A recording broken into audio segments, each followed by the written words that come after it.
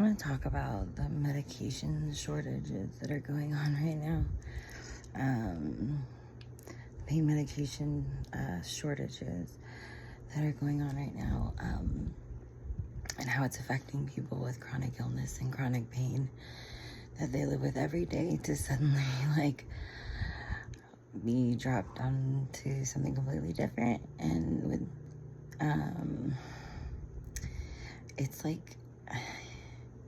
like you can't get upset about it, because then everyone's like, oh, they have a problem with it, they're like addicted to it. And it's like being reliant on medication is a lot different than being addicted to medication. Some people take their medication as it's prescribed, and it helps them be able to do more. Even though I had my infusions today, which I have every 4 weeks, for my autoimmune disorder, I get, an injection of steroid with my infusions. And that usually gives me like a pretty good day.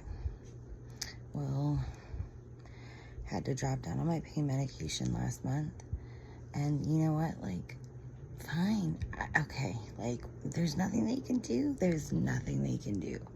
There's nothing the pharmacist can do. There's nothing the doctor can do. It's just what it is right now. And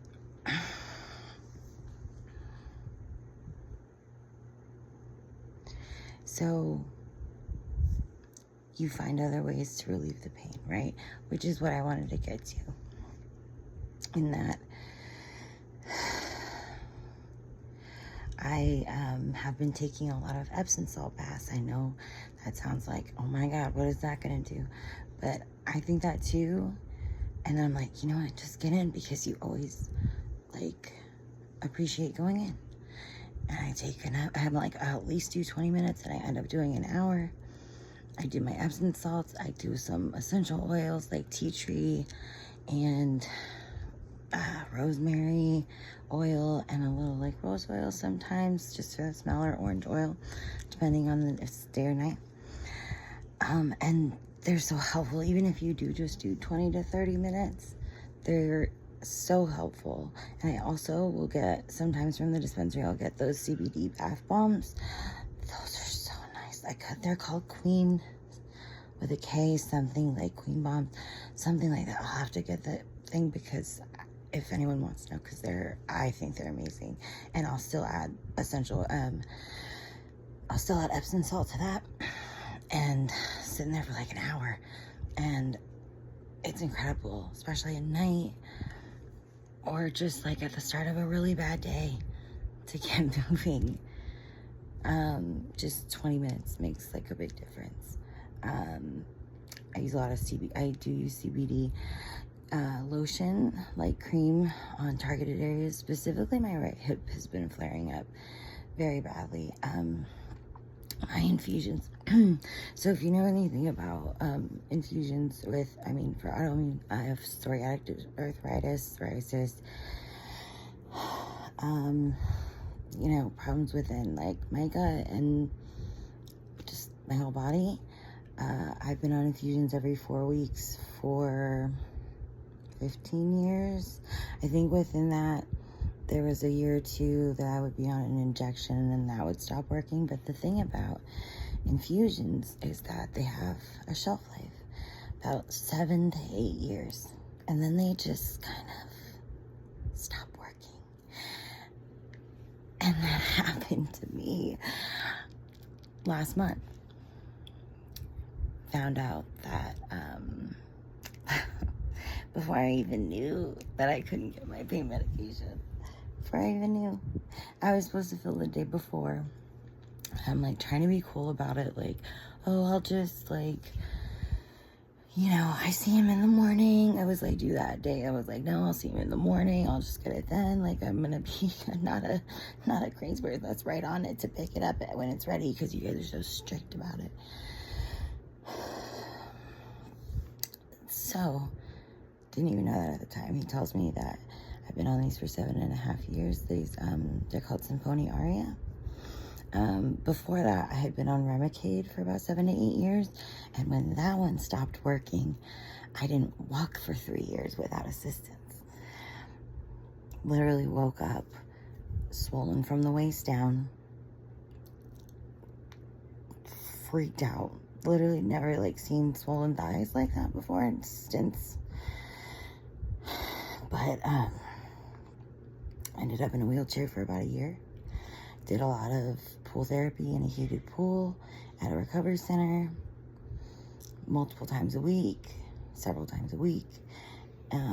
Eventually moved on to a walker, to a cane, and maybe in the last about 6 years, I've been walking most of the time without assistance, although I do have to use my cane from time to time, especially because I have injured my left leg twice now in 3 years. My left foot, ankle, leg, which is supposed to be my good leg.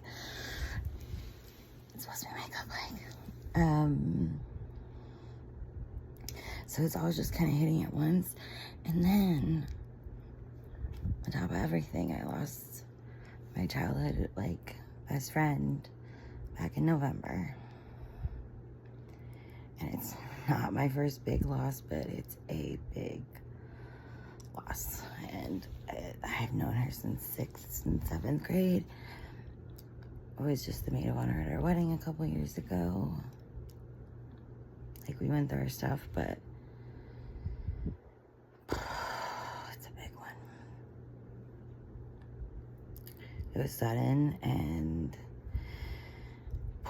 it's just, yeah. So, like, you know, I'm, like I said, not my first big loss, so I'm handling it,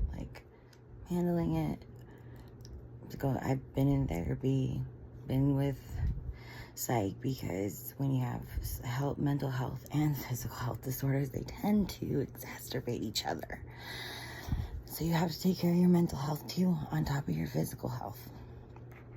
And if you need some extra help there to deal with not having access to your normal medications, then I would talk to your doctors about that, because that's super important for this. And I just, gosh, and you know what? And I even said to my doctor this morning, I was like, I'm doing okay with it. I'm doing okay with it. I'm trying, you know, other methods of pain relief as much as I can.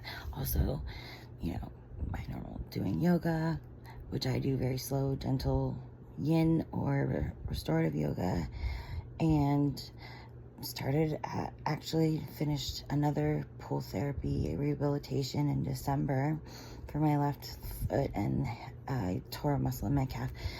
So I finished that in December. So that place is so far, though, like, well, 20 to 40 minutes depending on traffic, but I have a gym about 5 to 10 minutes from my house depending on traffic, and their pool is like 87 degrees, which the arthritis pool is like 92, I think 93 degrees, because it's supposed to take you to like 30% of your body weight. It's a great way to rehabilitate like a bad flare-up.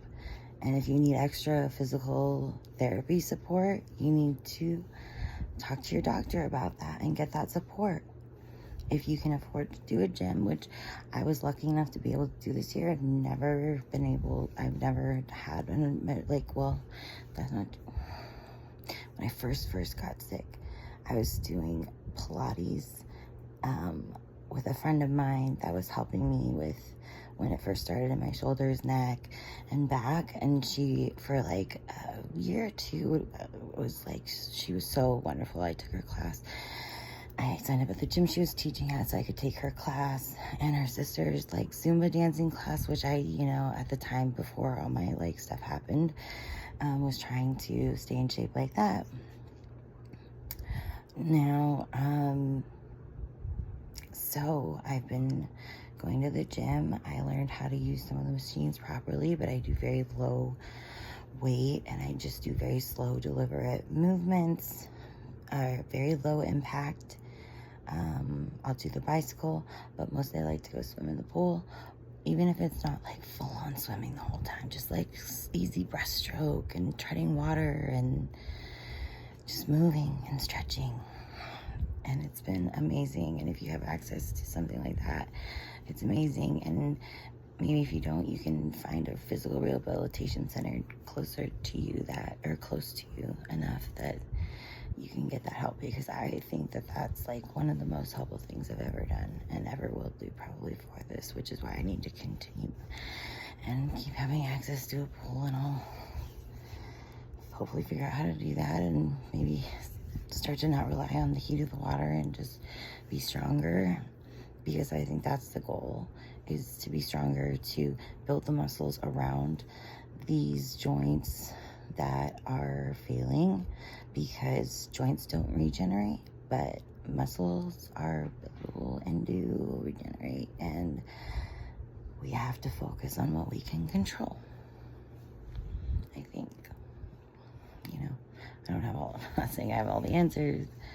I have no medical degree. I've just had autoimmune disorders since I was 15, and I'll be 36 this year.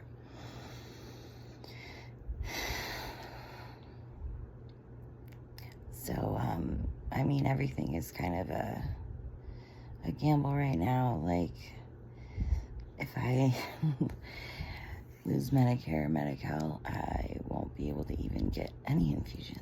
So, really hope that doesn't happen and get replaced with some weird supplement. Anyway, I thought these would be some helpful tips.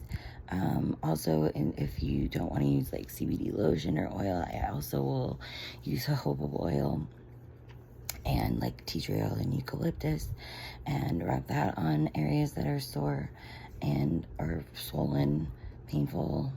Like, my hip was on fire today, and I got a little shot back there, like a little steroid shot in my hip, like directly in there too, which I try not to do as often as possible, but like, because there was a time where I really relied on it when I was unable to use my legs from all the inflammation in my hips, knees, feet.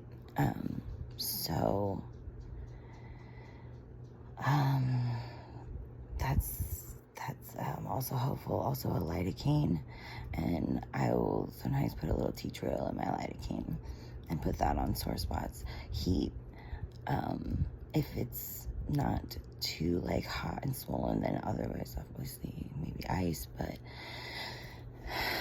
on and off, because anything to just like minimize the pain a little bit, anything to just kind of like take, even if it takes it from a 9 to an 8, then try one more thing, and that might take it down to like a 6. A 6 and a 5 are manageable. You use what you have. Use what you have access to. If you need to take a little extra Tylenol, I can't take extra NSAIDs on top of like the steroid I get obviously today and the shot, but my liver is really sensitive because I've been on biologics since I was 15. So